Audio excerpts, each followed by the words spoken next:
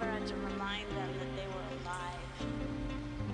Every day they killed for food, they starved, they froze to death, but I swear to God, I'm sure they laughed a lot better than most people today do.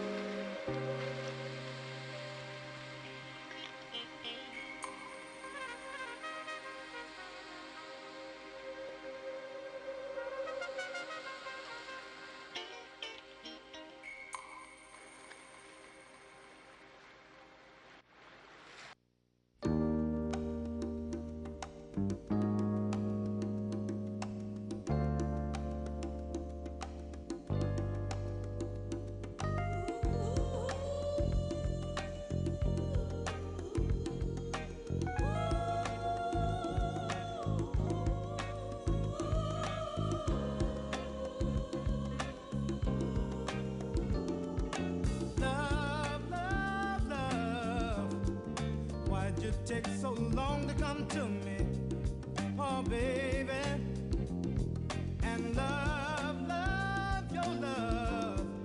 Tell me, were you hiding from me all the time? Each time I tried to find someone to take your place, it was all in vain. No, their lips were never quite the same. No, baby, when I was kissing someone new, deep inside I was missing you. Oh, baby, you made me fall in love with you. Now I don't know just what I'm gonna do. Oh, honey, I looked out into empty space, and all I saw was your sweet face.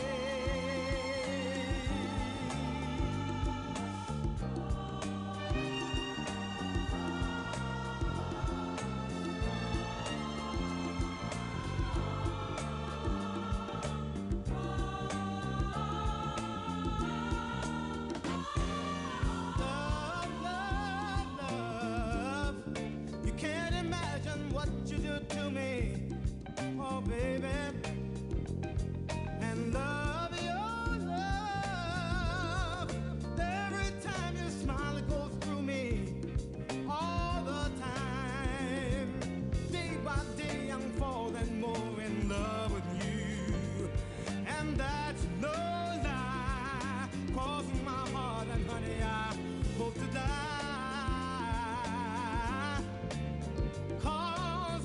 Trying to mislead you. Believe me, girl, I really need you. Oh, baby, you made me fall in love with you. I don't know just what I'm gonna do. Oh, honey, I looked out into empty space. All I saw was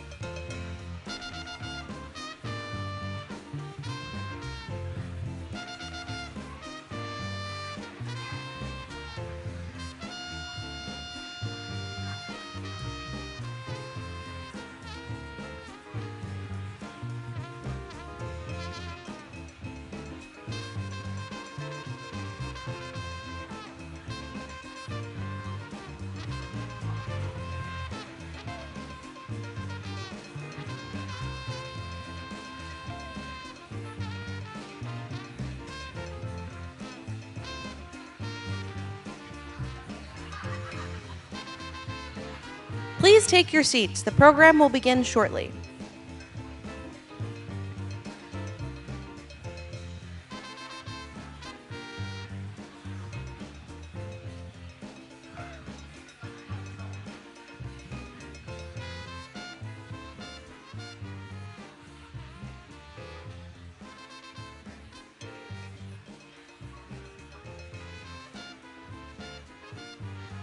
Please welcome Dauphin County Commissioner Justin Douglas.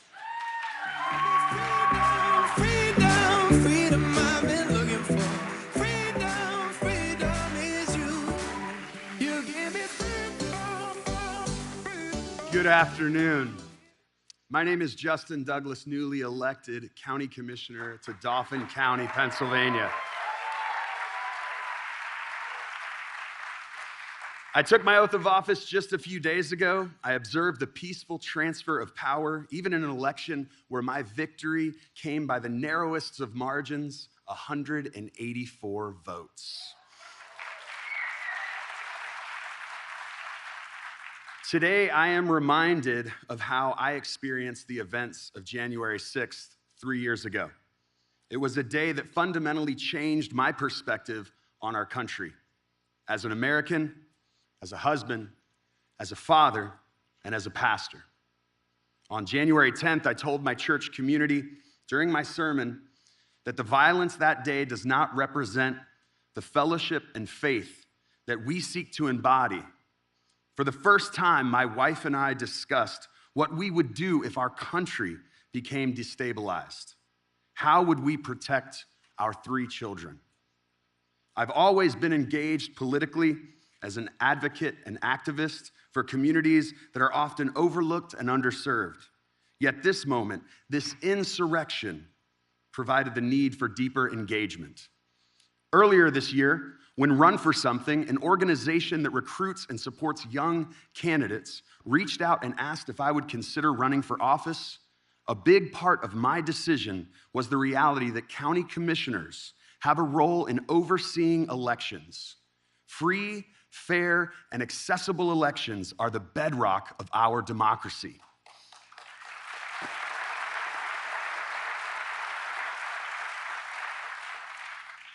Donald Trump represents a clear and present danger to that democracy. His lies about the election, encouraging his supporters to violently stop the peaceful transfer of power, make him unfit to be president. I'm proud to be here today, supporting a president who has been strong and unequivocal in his defending American democracy.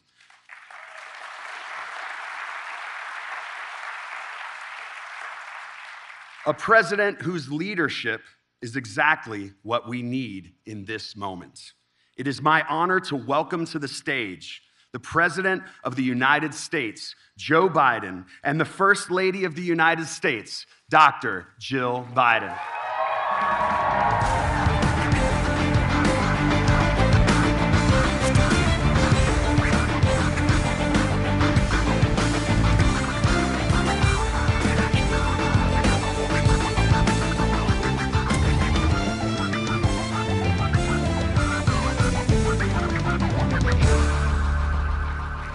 Thank you, thank you.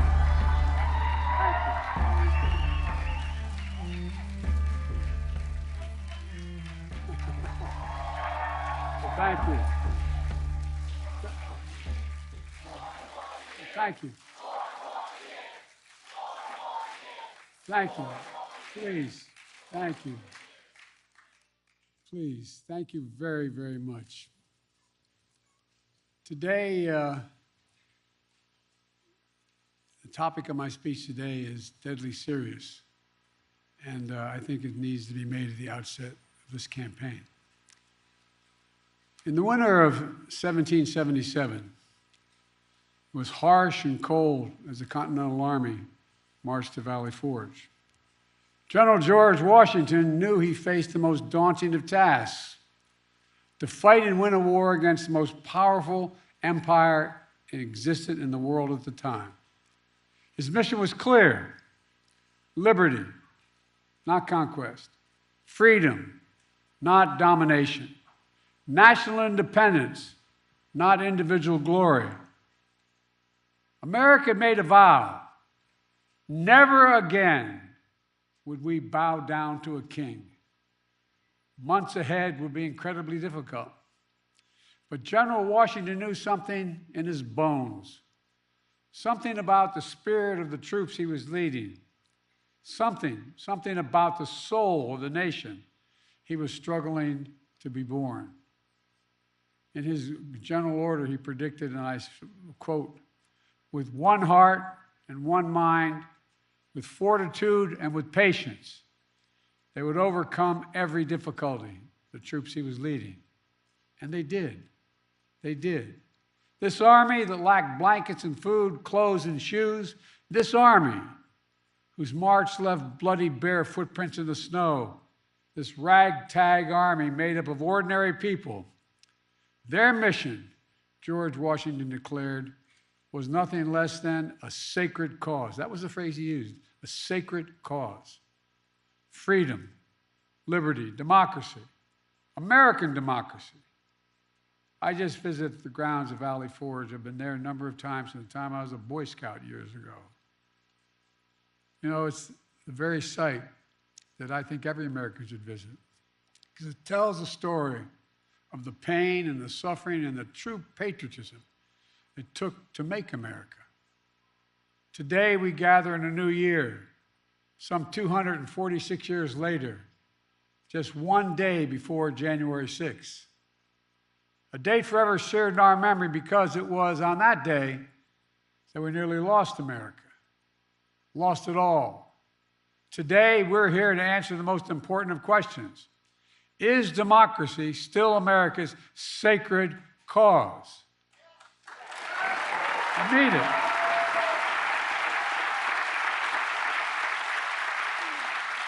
This is not rhetorical, academic, or hypothetical. Whether democracy is still America's sacred cause is the most urgent question of our time. And it's what the 2024 election is all about. The choice is clear. Donald Trump's campaign is about him, not America, not you. Donald Trump's campaign is obsessed with the past, not the future. He's willing to sacrifice our democracy, put himself in power. Our campaign is different. For me and Kamala, our campaign is about America. It's about you. It's about every age and background that occupy this country. It's about the future we're going to continue to build together.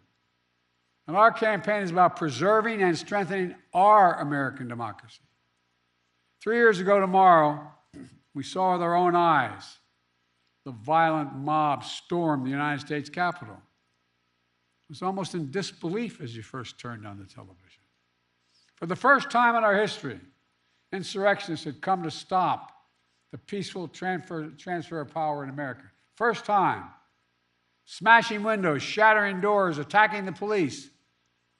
Outside, gallows were erected as the MAGA crowd chanted, "Hang Mike Pence." Inside, they hunted for Speaker Pelosi. The House was chanting as they marched through and smashed windows, "Where's Nancy?"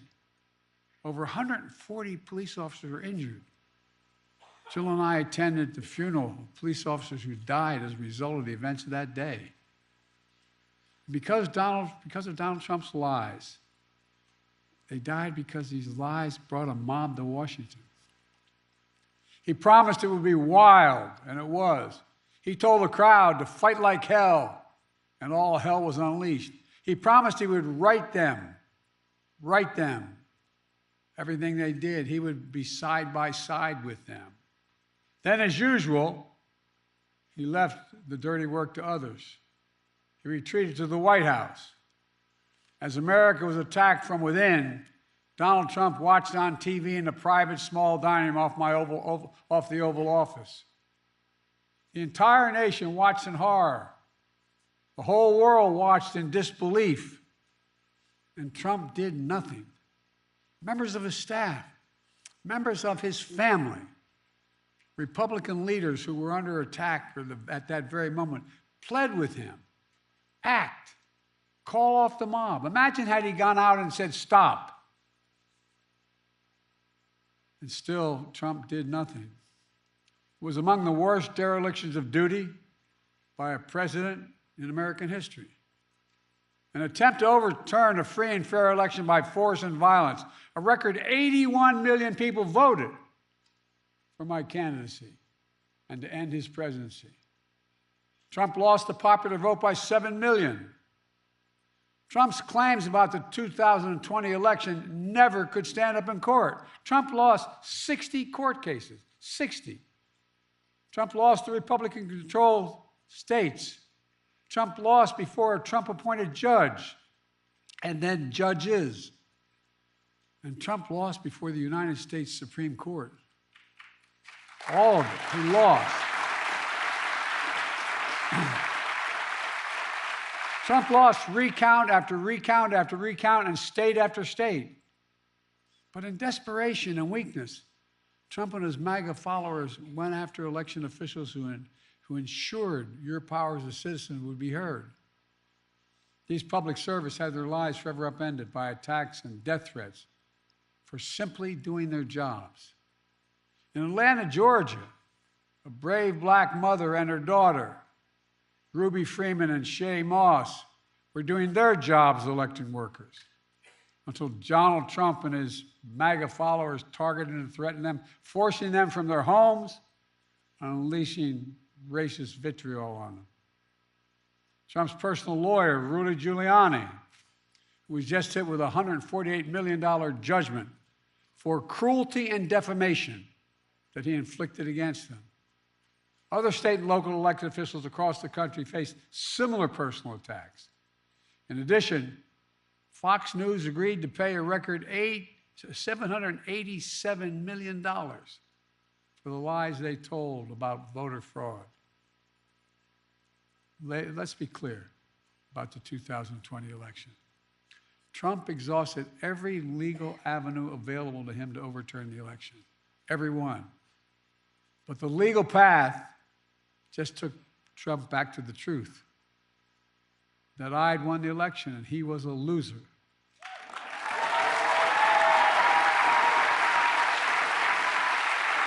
Well,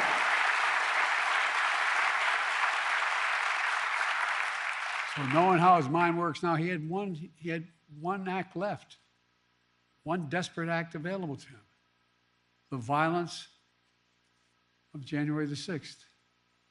And since that day, more than 1,200 people have been charged for their assault on the Capitol. Nearly 900 of them have been convicted or pled guilty. Collectively, to date, they have been sentenced to more than 840 years in prison.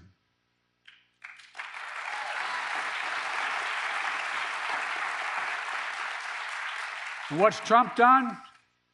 Instead of calling them criminals, he's called these insurrectionists patriots. They're patriots. And he promised to pardon them if he returns to office. Trump said that there was a lot of love on January the 6th. The rest of the nation, including law enforcement, saw a lot of hate and violence. One Capitol police officer called it a medieval battle. That same officer was called vile racist names. He said he was more afraid in the capital of the United States of America, in the chambers, than when he was fighting as a soldier in the war in Iraq. He said he was more afraid inside the halls of Congress than fighting in the war in Iraq. And trying to rewrite the facts of January 6th, Trump is trying to steal history the same way he tried to steal the election. But we knew the truth because we saw it with our own eyes. This wasn't like a story being told. It was on television repeatedly. We saw it with our own eyes. Trump's mob wasn't a peaceful protest. It was a violent assault. They were insurrectionists, not patriots. They weren't there to uphold the Constitution. They were there to destroy the Constitution.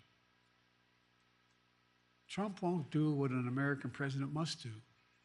He refuses to denounce political violence. So hear me clearly. I'll say what Donald Trump won't. Political violence is never, ever acceptable in the United States political system. Never, never, never.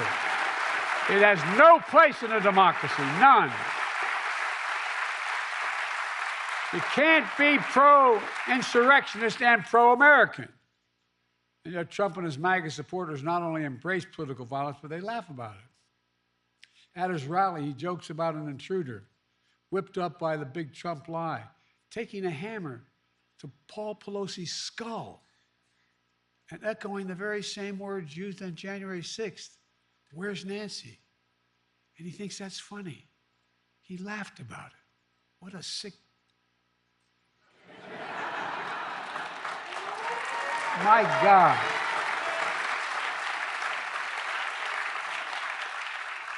I think it's despicable, seriously.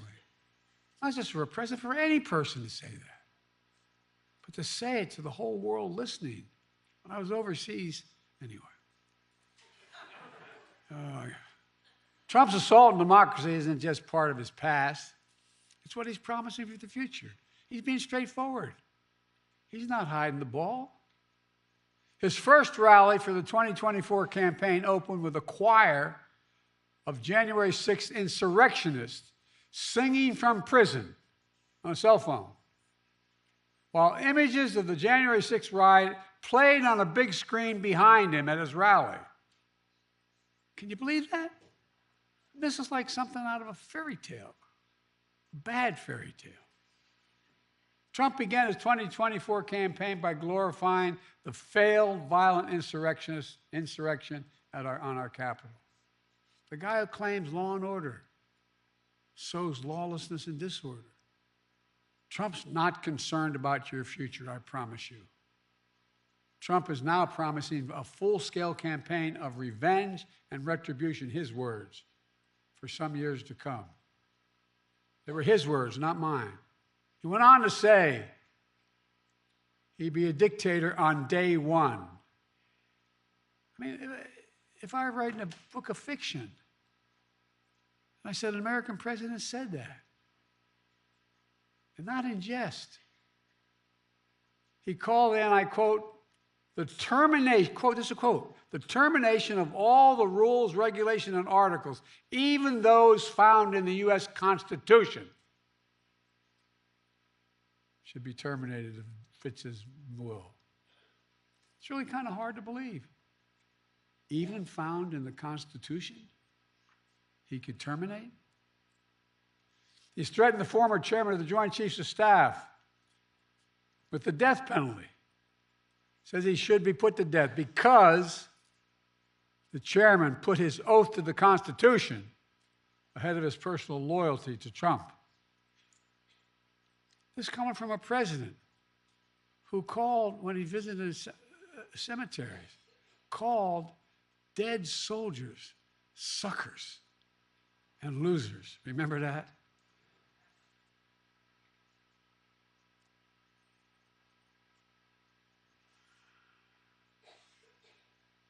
Sometimes I'm really happy the Irish in me can't be seen. It was right around the time I was at Bo's grave, Tommy. How dare he? Who in God's name does he think he is?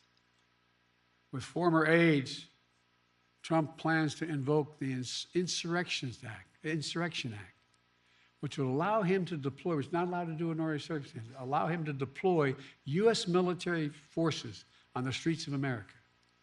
He said it. He calls those who oppose him vermin.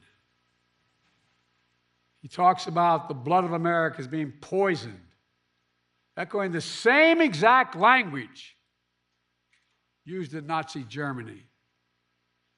He proudly posts on social media the words that best describe his 2024 campaign, quote, revenge, quote, power, and quote, dictatorship. There's no confusion about who Trump is, what he intends to do. I placed my hand on our family Bible, and I swore an oath on the very same steps of the Capitol just 14 days after the attack on January the 6th.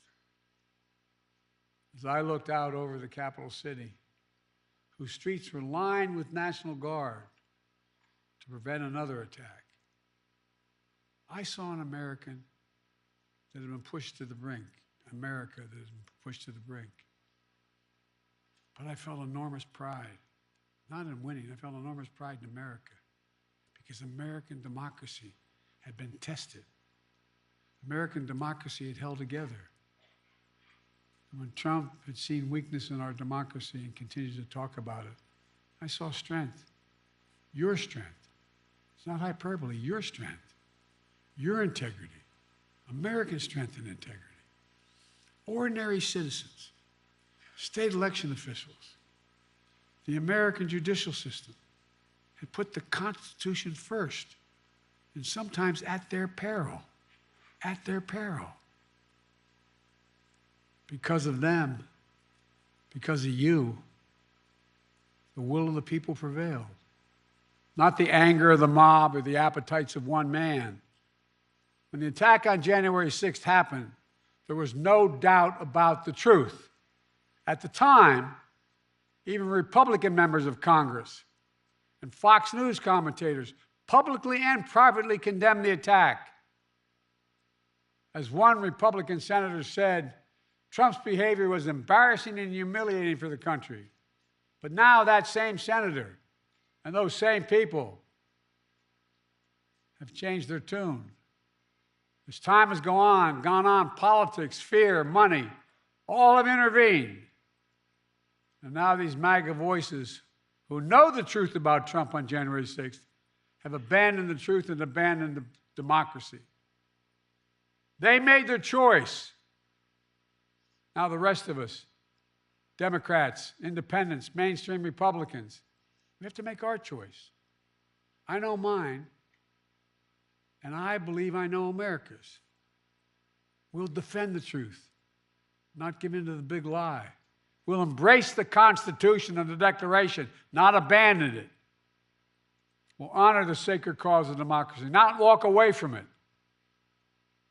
Today, I make this sacred pledge to you: the defense, protection, and preservation of American democracy will remain, as it has been, the central cause of my presidency.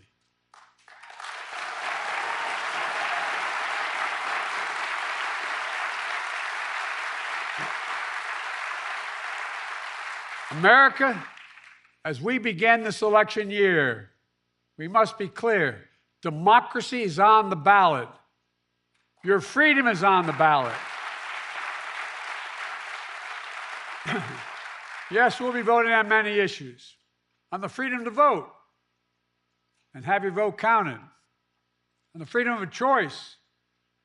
The freedom to have a fair shot. The freedom from fear. And we'll debate and disagree.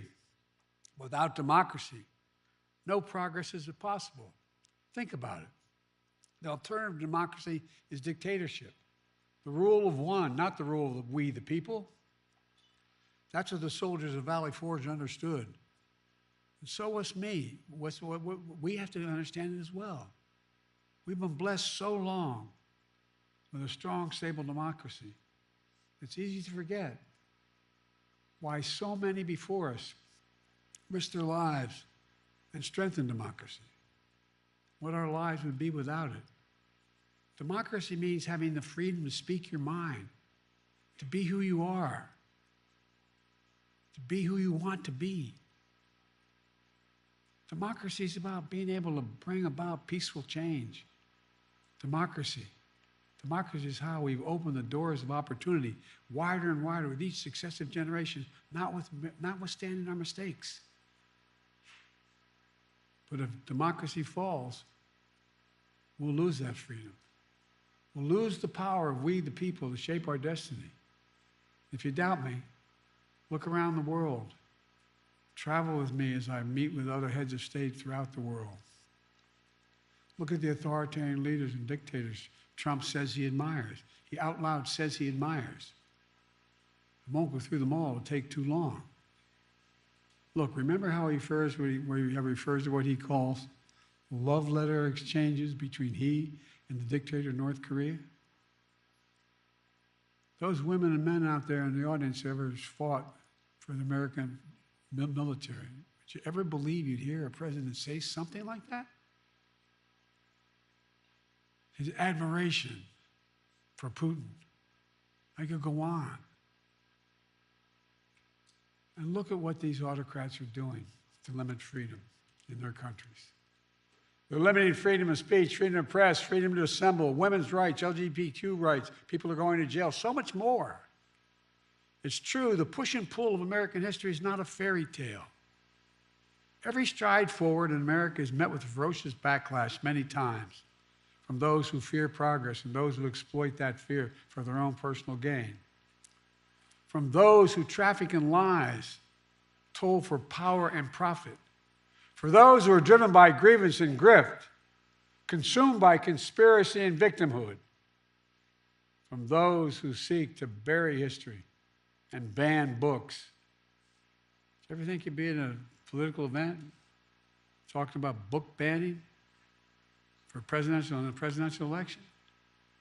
The choice and contest between those forces, those competing forces, between solidarity and division is perennial. But this time it's so different. You can't have a contest. You can't have a contest if you see politics as an all-out war instead of a peaceful way to resolve our differences. All-out war is what Trump wants. That's why he doesn't understand the most fundamental truth about this country. Unlike other nations on earth, America is not built on ethnicity, religion, geography. We're the only nation in the history of the world built on an idea. Not hyperbole, built on an idea. We hold these truths to be self-evident, that all men and women are created equal. It's an idea. Declared in the Declaration, created in a way that we've viewed everybody as equal and should be treated equal throughout their lives. We've never fully lived up to that. We have a long way to go. But we've never walked away from the idea. We've never walked away from it before. And I promise you, I will not let Donald Trump and the MAGA Republicans force us to walk away now.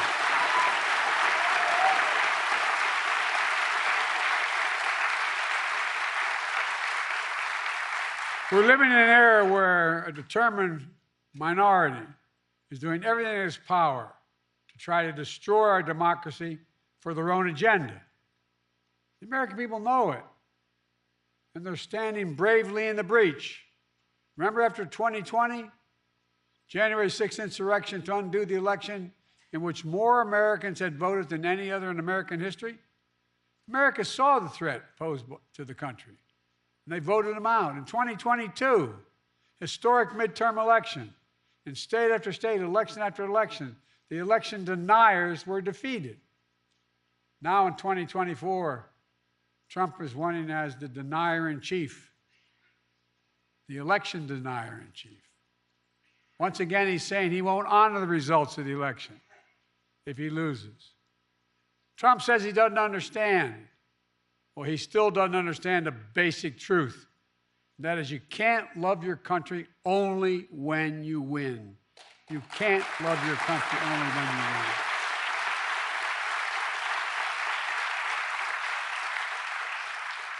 So I'll keep my commitment to be president for all of America, whether you voted for me or not. I've done it for the last 3 years, and I'll continue to do it.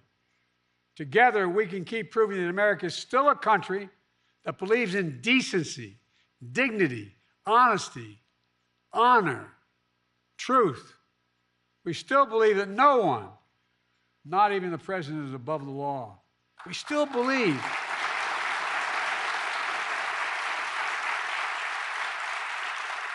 the vast majority of us still believe that everyone deserves a fair shot at making it. We're still a nation that gives hate no safe harbor. I tell you from my experience working with leaders around the world, and I mean this sincerely, not a joke, that America is still viewed as the beacon of democracy for the world. I can't tell you how many how many world leaders, and I know all of them, virtually all of them, grab my arm in private and say, he can't win. Tell me. No, my country will be at risk. Think of how many countries, Tommy, you know, that are on the edge. Imagine. We still believe in we the people. And that includes all of us, not some of us. Let me close with this. In the cold winter of 1777, George Washington and his American troops of Valley Forge waged a battle on behalf of a revolutionary idea. That everyday people, like where I come from and the vast majority of you, not a king or a dictator, that everyday people can govern themselves without a king or a dictator.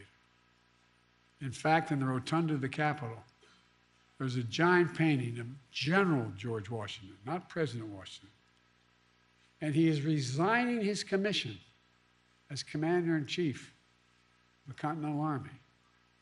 A European king at the time said, after he won the revolution, now's the time for him to declare his kingship. But instead, the mob that attacked the Capitol, waving Trump flags and Confederate flags, stormed right past that portrait. That image of George Washington gave them no pause, but it should have. The artist who painted that portrait memorialized that moment because he said it was, quote, one of the highest moral lessons ever given to the world, end of quote. George Washington was the height of his power, having just defeated the most powerful empire on earth. Could have held on to power as long as he wanted. He could have made himself not a future president, but a future monarch, in effect. And by the way, when he got elected president, he could have stayed for 2, 3, 4, 5 terms till he died. But that wasn't the America he and the American troops at Valley Forge had fought for. In America, genuine leaders, democratic leaders with a small d, don't hold on to power relentlessly. Our leaders return power to the people, and they do it willingly, because that's the deal. You do your duty. You serve your country. And ours is a country worthy of service, as many Republican presidents and Democratic presidents have shown over the years. We're not perfect, but at our best, we face head on the good, the bad, the truth of who we are. We look in the mirror and ultimately never pretend we're something we're not. That's what great nations do. And we're a great nation. We're the greatest nation on the face of the earth. We really are.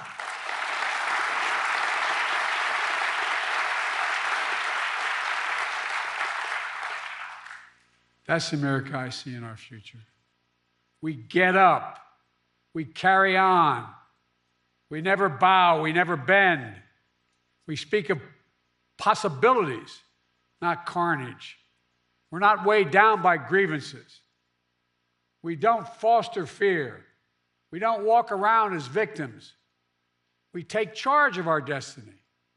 We get our job done with the help of the people we find in America, who find their place in a changing world and dream and build a future that not only they, but all people deserve a shot at. We don't believe, none of you believe America's failing. We know America's winning. That's American patriotism.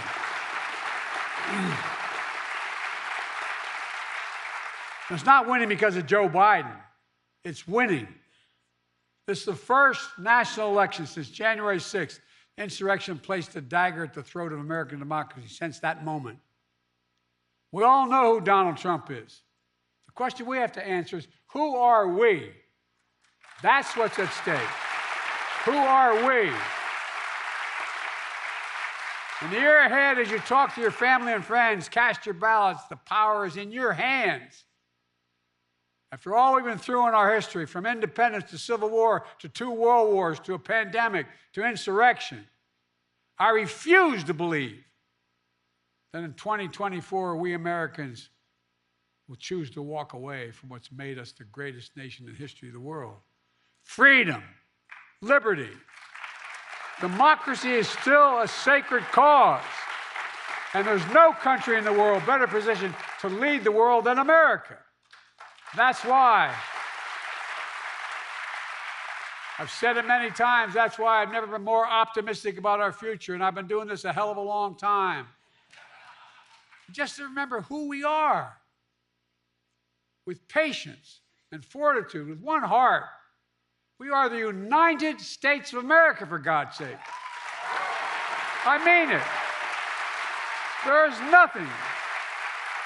I believe with every fiber there is nothing beyond our capacity if we act together and decently with one another. Nothing, nothing, nothing. I mean it. We're the only nation in the world that's come out of every crisis stronger than we went into that crisis. That was true yesterday. It is true today. And I guarantee you it will be true tomorrow. God bless you all, and may God protect our troops. Thank you. Thank you.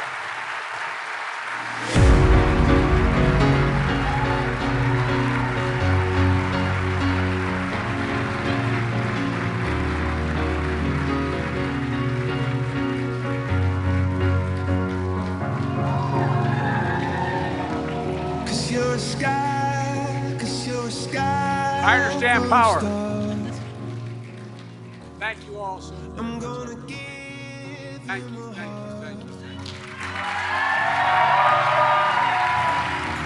'Cause you're a sky, 'cause you're a sky full of stars.